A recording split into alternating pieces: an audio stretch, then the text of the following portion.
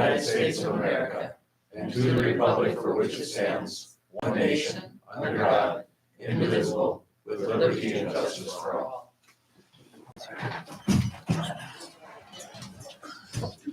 Approval of the minutes of October 3rd, 2024. I'll make a motion to approve those minutes. Commissioner Kanowski, seconded by Commissioner Hatch. Any discussion? Sorry, Yes. there's a typo on the agenda. It should be October 7th, sorry. October 7th? Okay, we'll note that change. Okay, any further discussion? No further discussion. All in favor, say aye. Aye. Opposed, same sign. Motion carries. Anything under awards and proclamations? Nothing that I'm aware of. Nothing from public hearing. Nothing for bid opening. No visitors or delegations. We'll do commissioner portfolio, starting with Commissioner Kanowski Mike, what about water permit? Anything? in the form of ice. It's wet. Yeah, soon. It's wet. I know, we're working on some things up at the water plant, and they're working to shut down stormwater lift stations and a lot of year-end things that we're getting taken care of, trying to clean up some drainage ditches and things like that, but nothing to bring forward to the commission unless you have questions. Nope, I don't have any. Thank you. That's it. That's it. Commissioner Hatch. Mike, sanitation? Nothing for sanitation tonight, other than following up on the automated truck with USDA and specs and things like that. We're getting when you go through funding through USDA, it's not a packet this thick, it's a packet that thick. So we're trying to put all the information together and submit that as a packet. Working towards that end. But, and honestly, the driver for an automated truck is personnel, right? I mean, you just can't find the people that you need to do residential pickup on a day in, day out basis. And so it's looking more and more like the automated truck is by far the way to go. That's all I have for sanitation. Okay. Rob? The planning commission is going to be meeting on Thursday, October 31st at 7 in the morning. They're just going to be hearing a conditional use permit request for the addition that's being done on Prairie View. So it should be pretty quick and easy. North? Prairie View. Oh, Prairie View School. Yeah, of the Okay. school, Prairie View School. And then I'm happy to announce that our property information website is up and running. It is accessible now to the general public. They can get to that by going to devilslake.northdakotassessors.com, or they can go to our website. We have it linked on there as well. Anyone can go in and take a look at the property information, and if they find any errors or anything, I'd encourage them to get a hold of me. But we're excited to have that up and running now. Are you kind of publicizing that so people get familiar with it? Yeah, we'll be putting something out on social media and getting something on our main page of our city website. But yeah, I've already gotten it out to the realtors and to the banking institutions and insurance agents and stuff. Okay, Perfect. Oh, yeah, that's it. that's it. Commissioner Eulenkamp. Mr. Grafskard. Nothing for streets tonight, Commissioner. You had it easy. Let's keep it that We'll way. fix that. Okay. Commissioner Pierce. We are currently reviewing 4 applicants. We'll hopefully interview next week for that position. And then we're just working on the fishing derby. Tickets are out. We're getting prizes already. So getting that ball rolling. We should plan on that. I wanted to just tell the guys thank you for their quick response to that fire the other day. Absolutely. Also, we had our LEC meeting this past Wednesday. We started a three-man committee to continue looking into the new law enforcement center. And I also had Representative Freilich will be joining, so we'll have a meeting, just a short meeting for that on November 9th to try and get all of our ducks in a row to continue just looking forward to, planning and seeing what's available for that. So other than that, that's all I have. Okay, thank you. Okay, Chief.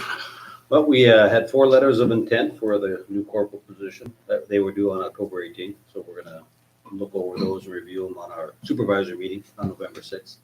And then I'm currently working on our new training policy to define our training division. And Samantha Rodriguez started her first day in the office today, after 2 weeks of training, so Okay, had a good day. perfect. That's all I got. Okay, thank you, Chief. Spencer? Mayor. Nothing, okay. Jason? Nothing to report. Nothing, okay, thank you. I just got a couple things.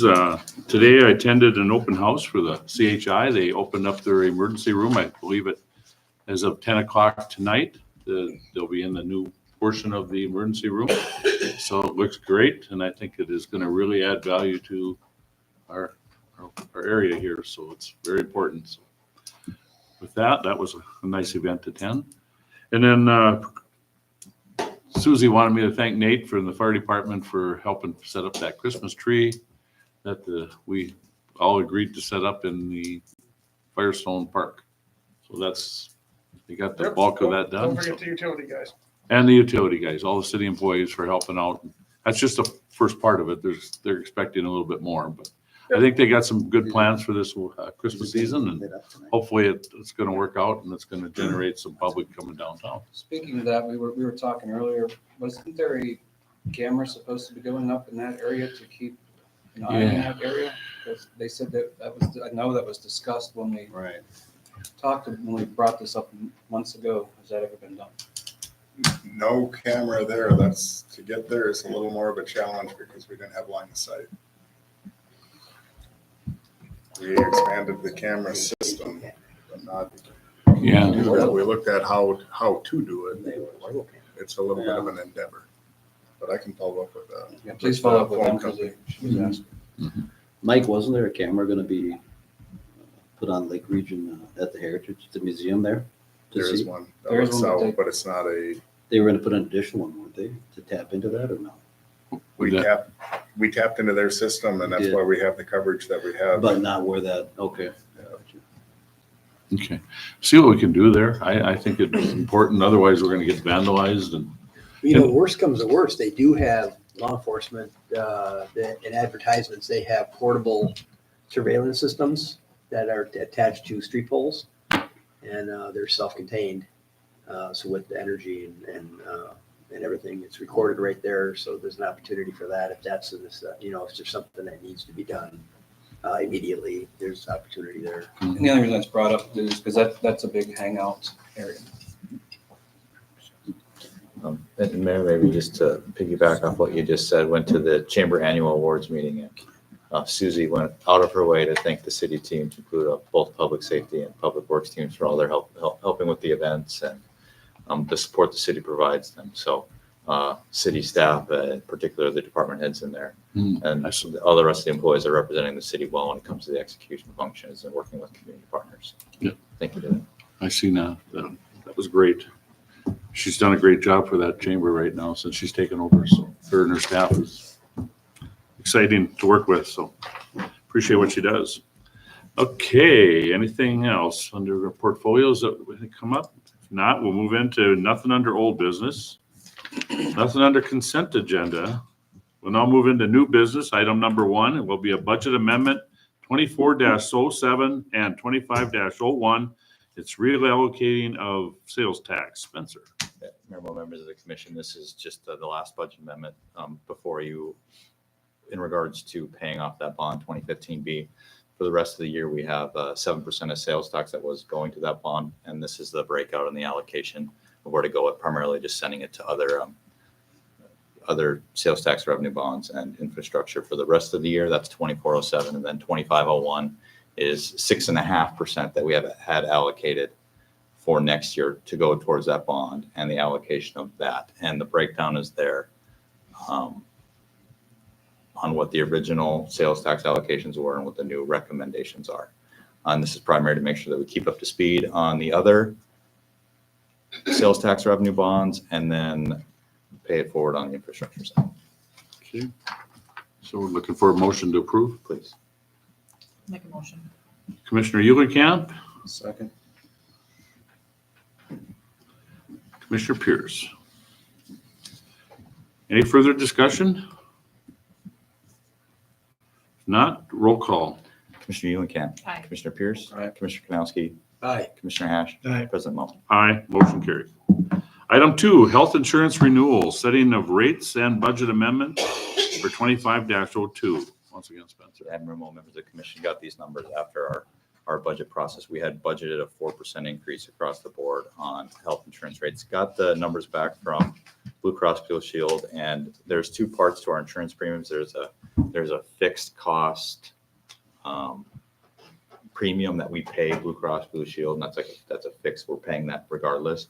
And then there's the stop loss piece of it, where all the claims up to $20,000 that come in, and the increase on the fixed rate side was much higher than we were expecting, and so went forward and adjusted, and have corresponded with the department heads throughout all last week and then before this meeting, and attached are the proposed rates and fees for health, vision, and dental. The single plan increases substantially, but that's 100% city. And then I broke down what the changes for each employee would be, changes for the employee's contribution on each one, and it's about 8%. Varies slightly differently for the single dependents and the family, but that's because the administrative fee and the stop loss are different for both. And so when you increase one and a disproportionate amount, it just changes it slightly. So those are our recommended adjustments to health insurance costs. And then we will make sure to send out all this information out to the employees to the next round of payroll. Okay, any questions from the commission? And the budget amendment associated with this is a real allocation of interest earnings. So right now, our interest earnings are 85% general fund and then 5% to the 3 enterprise funds. And so taking each of those 5% and putting that into the general fund. Expected increased cost to the city for all these changes in the general fund is about $42,000. And I calculated the interest earning projections updated. I think with the information we have in the budget process, we were expecting 5% be equivalent to 20,000, but now it's going to be closer to about 14, which is just about 42 grand. So I want to transition that over. And at the end of the day, Mike and we just got the utility rate survey from A2S, and we are the second lowest for water and sewer utility rates in North Dakota, South Dakota, and Minnesota, if you exclude the Twin Cities Metro. So our rates are low, and so primarily want to, in the effort to lessen the burden on the property taxes, take all the interest earnings, put them in the general fund, and then we control the utility rates, especially also too with the property tax bill coming up and what's in our control and what's not. So a single motion is going to cover all of this. Yes, if you just read the staff, if you're just if you're inclined to approve, the staff recommendation should cover it all. Okay. Wishes of the commission.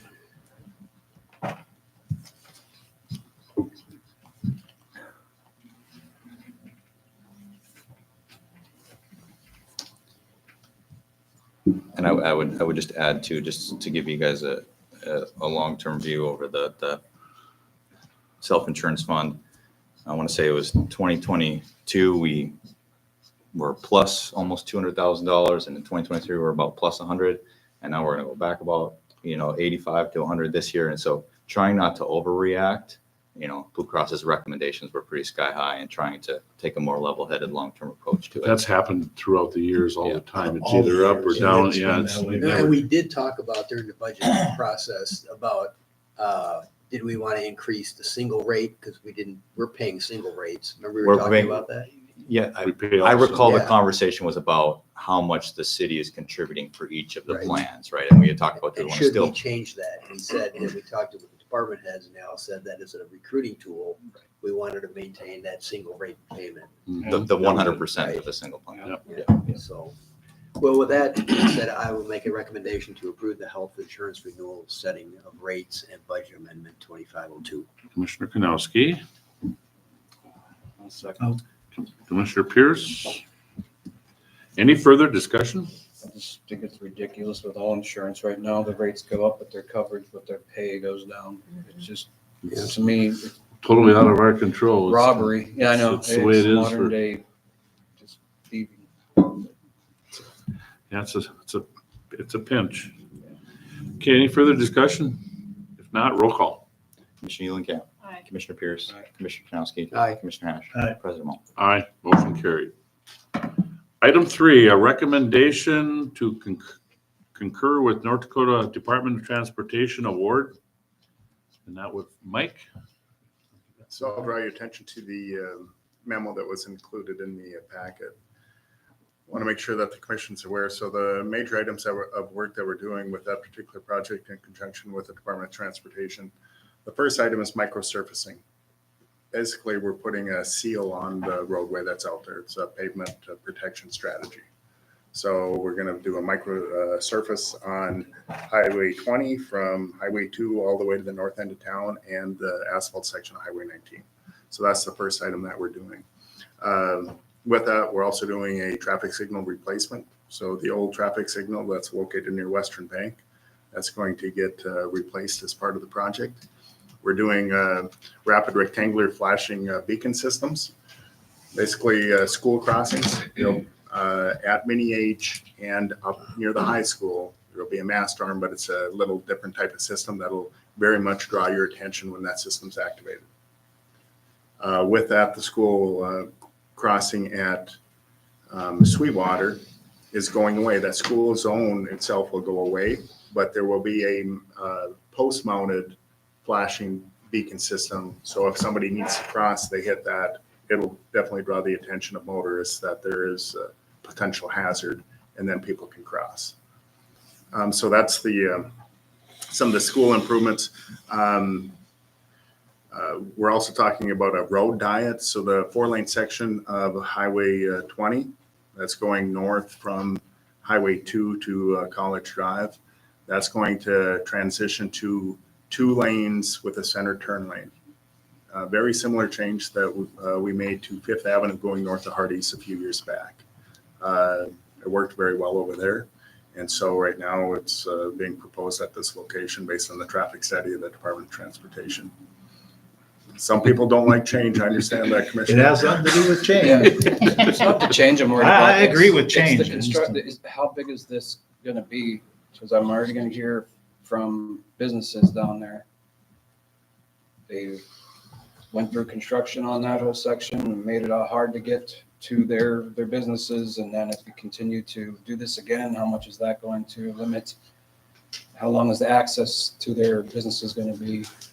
I mean, what is all this gonna entail? It's a very quick, when you do a microsurfacing project, Yeah. it goes very quickly. But I'm talking like, you're just gonna paint the lines, you're not going to down for the diet.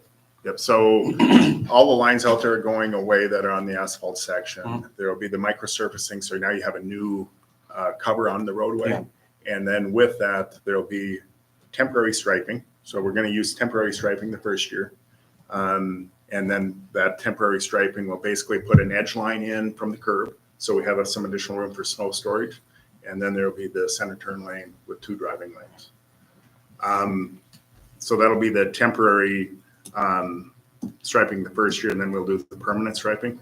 If you look at, if you get into the actual bid that was submitted, there is a pile of money in there for striping because it's permanent striping. That doesn't require a lot of maintenance on our end.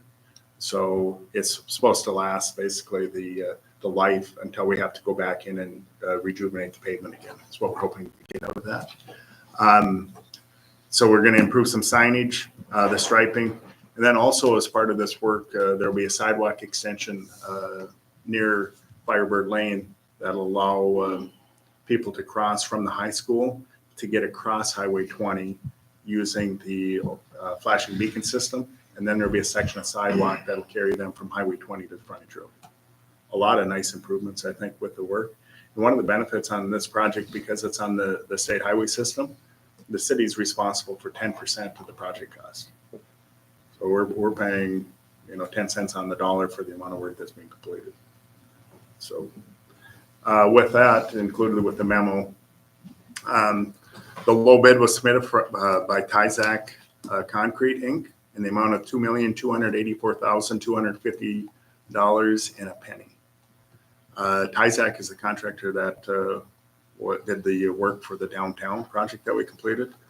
My experience with them was very good. So they're the low bid. The total city share for the project is estimated at $273,267.50. Recommend the commission concur with the award to Tyzak Concrete. So Mike, the diet idea, is that something that, that DOT wants to do, or is that something that came from our offices? Both.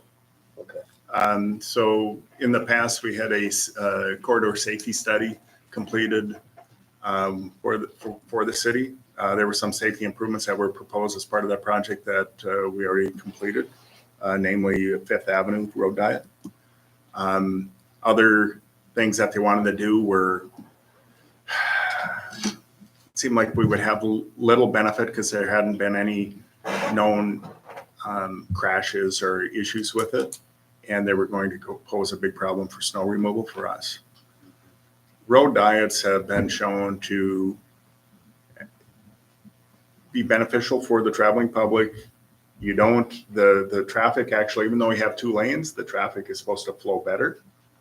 It increases our snow storage, and it eliminates a lot of the conflict areas where you may have somebody southbound on the current College Drive 4-lane. You have somebody northbound, and 2 people are turning at the same time, and the one car can't see past the other, and then you have another vehicle that's passing, and you end up having that conflict and a crash.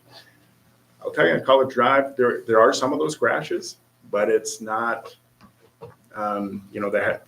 it's not a crazy amount. But there have been identified crashes there with that. Hasn't been very many. Yeah, it's all in the traffic corridor study that was completed by the DOT. Based on how we saw that road diet work on Fifth Avenue, it seems like a logical approach on College Drive.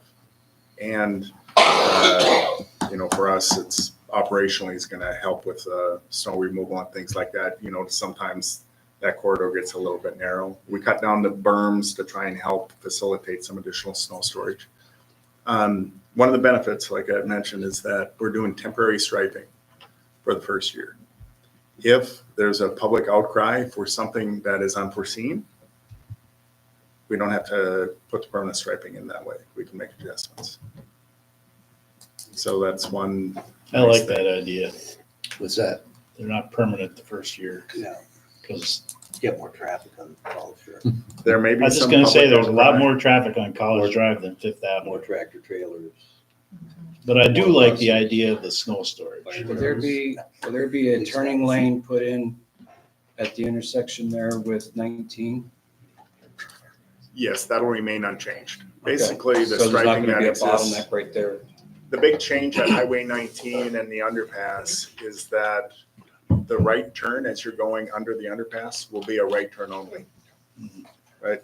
And we want that anyway. That'll be all right. You want people to turn there, all the through traffic then will be in the current center lane, I just wanted, and that'll transition to this 3-lane, the road diet. That might speed up traffic there in a way. Yeah. Because a lot of times that gets bottlenecked because people are going to turn right. And somebody's sitting at the red because they were going straight. Yep. So we're going to try and capture. How all will of it the affect a traffic there. semi though, trying to turn, because they cut that corner short anyhow? That might be an issue, because all those oak crosswalk indicators are right there, but they got moved finally. I knew they would get it at some point, but they still take that corner short. Those semis, is that going to improve there? The striping isn't going to change, so nothing there is going to change, right? So if somebody, not every truck driver is a good truck driver. No. So if they're going to make that turn and cut that corner, we ended up relocating one of the ADA head buttons. Mhm. When it was hit, you couldn't get replacement parts, so we went a long time without push buttons there to try and get that thing rehabilitated. We adjusted the location. We adjusted the location outside where you'd really want that push button.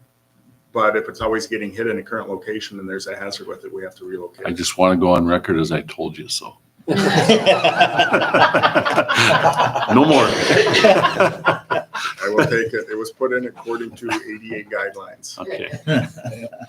I'll make a motion to approve. Okay. I'll second it. Okay, we got a motion by Commissioner Pierce, second by Commissioner Hatch. Any further discussion? Yeah, in the media, don't put out that this, no, I'm just- Oh, that this is proving everything and the changes of the lanes are already happening. okay, roll call, please. Commissioner Eulichamp. Aye. Commissioner Pierce. Aye. Commissioner Kanowski. Aye. Commissioner Hatch. Aye. President Moe. Aye, motion carried. With the school zone, we're going to continue the radar speed signs. There'll be a system that'll all be tied together, not independent like it kind of is now. They'll be tied together, but we'll continue that. I think that brings awareness to speed through that area and try to do some traffic calming measures right by the school. It'd be a good project. Okay, we'll move on. Nothing for citizen comment. Under informational items, we have the September 2024 financial report. You can review that, or Spencer, do you have anything to add to it? Yeah, no comment. No comment? Nothing Okay. to add. Okay, if not, we'll move on to entertain a motion to approve the payment of bills as submitted. Make a motion to pay the bills. I'll second. Commissioner Kanowski, seconded by Commissioner Hatch. Any further discussion? Roll call. Commissioner Eulichamp. Aye. Commissioner Pierce. Aye. Commissioner Kanowski. Aye. Commissioner Aye. Hatch. President Moe. Aye, motion carried. There's no other business to come before the commission. Meeting adjourned.